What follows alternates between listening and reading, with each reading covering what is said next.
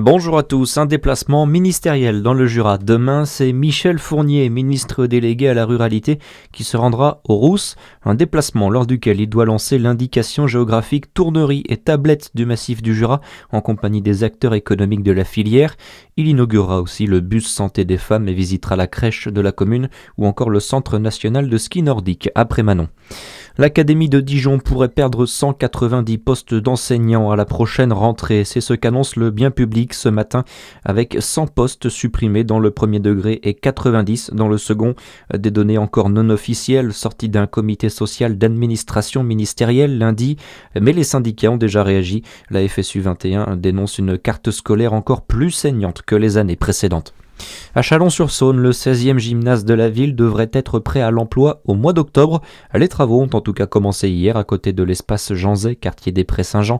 Un nouveau gymnase pour répondre à une forte demande des clubs des sports locaux qui manquent d'endroits pour pratiquer selon le maire de Chalon dans les colonnes du journal de Saône-et-Loire.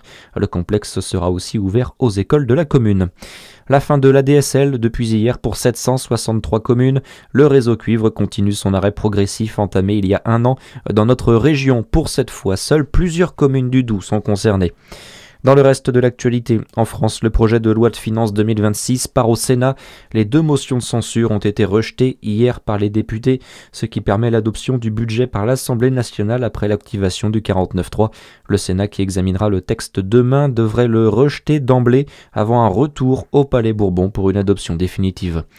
Joël Guérillo, condamné à 4 ans de prison, dont 18 mois ferme sans exécution provisoire.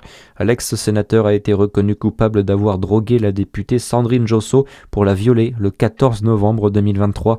Il a annoncé son intention de faire appel. Devant les caméras, Sandrine Josso a exprimé son immense soulagement. Dans le Jura, on se prépare déjà à vibrer pour les Jeux Olympiques de Milan-Cortina.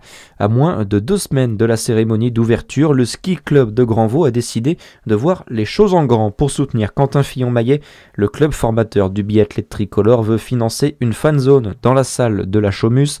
Une cagnotte en ligne a donc été lancée. On fait le point avec le président du ski club de Grandvaux, Daniel Arnaud. Il y a eu des dons privés en plus, donc la cagnotte, on doit avoir 1600 ou 1000 ou 2000 euros à peu près aujourd'hui, plus des dons privés, parce qu'il y a des gens qui ont donné directement sans passer par la cagnotte. C'est sûr que c'est motivant de voir des jeunes qu'on a connus dans le ski club. Quentin, on l'a connu tout petit, hein, on l'a vu évoluer au fil des années, et aujourd'hui, donc c'est vrai que ça permet également à tous les gens qui ne peuvent pas se rendre sur les jeux de pouvoir être ensemble pour regarder les courses. On va pas retransmettre que le biathlon, on va retransmettre également le ski de fond et toutes les courses de biathlon, bien entendu, hein, puisqu'on soutient Quentin, mais également l'équipe de France et puis également le Loup Jean Monod qui est du massif du Jura. Les Jeux Olympiques qui commencent le 6 février. Très bonne journée sur Fréquence Plus à suivre, c'est votre météo.